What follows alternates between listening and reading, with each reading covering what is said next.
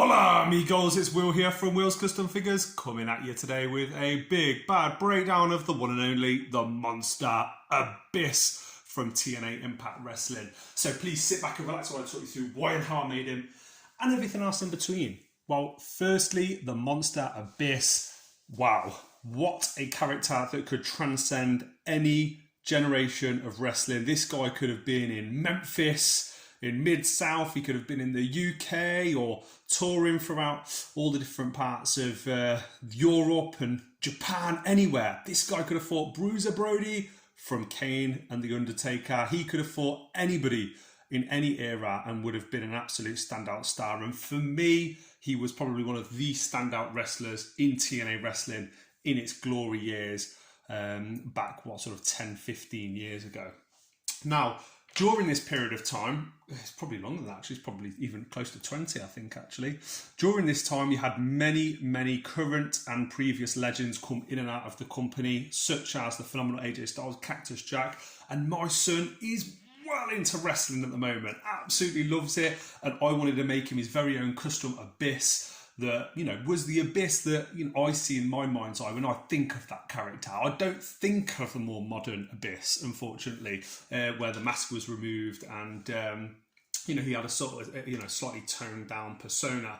Still badass, still would work in today's modern wrestling if he was to come back out of retirement or whatnot. But my favourite version of him is the version that fought, in the Monsters Ball matches and, had all these weapons matches against, your Rhinos and your Dudley Boys and other people. And what could have been, with the guy, could he have faced Undertaker at WrestleMania? There was rumours of that, wasn't there, for a long time.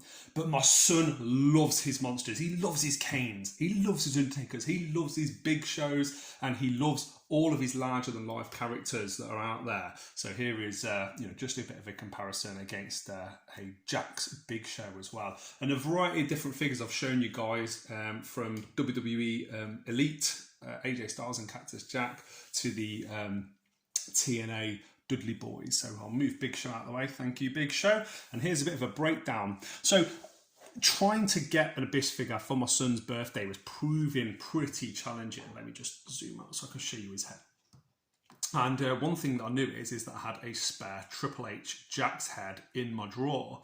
Now, the hair wasn't exactly perfect, but went out my way to try and find an old Abyss. The head had been removed, and I thought, well, do you know what? I can probably, with a bit of customising, a bit of clay over the face, I could probably make myself a pretty cool Abyss. The hair wasn't perfect because it was too straight, as mentioned. So what I did is I used super glue, and I poured super glue down it and then froze it with this Mitra Bond, which freezes super glue pretty fast. It's stuff that they use in like garages and stuff for repairing cars.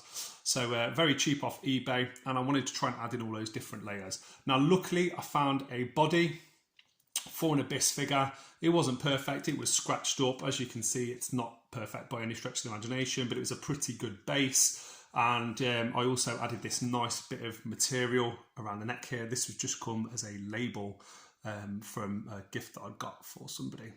And then, as I say, I studied all the different pictures of Abyss. This has been played with and repaired a few times because it is my son's figure. It's got the strap under the chin, all the facial hair has been retouched and all the eyebrows and everything else. But over time, I know this figure is going to get worn and torn to pieces, and that's what it's for. It's meant to be durable. It's meant to withstand a lot of punishment. Don't know if you can see on there as well, I've also covered up all of the joints, so they are actually pinless.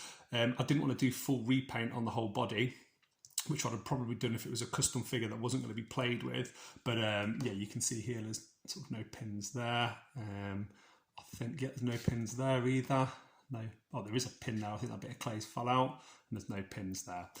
But yeah, this needs to be very durable for all of its wars with the Attitude Era superstars and all the stunners and choke slams that he's going to be taking and delivering. So, guys, that is the main reason I made this Abyss. Just wanted to try and keep something nice and simple, quick and easy, that would, scratch my figure itch and also scratch the itch of my son, who absolutely loves the Monster Abyss.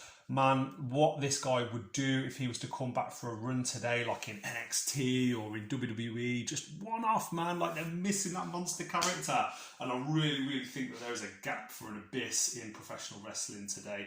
Let me know what you guys think in the comment section below. If you've liked this video, or if you want to make your own very cheap Abyss and you want to use parts, I can certainly talk you through it and how I did it and what the process was and all the steps that I took.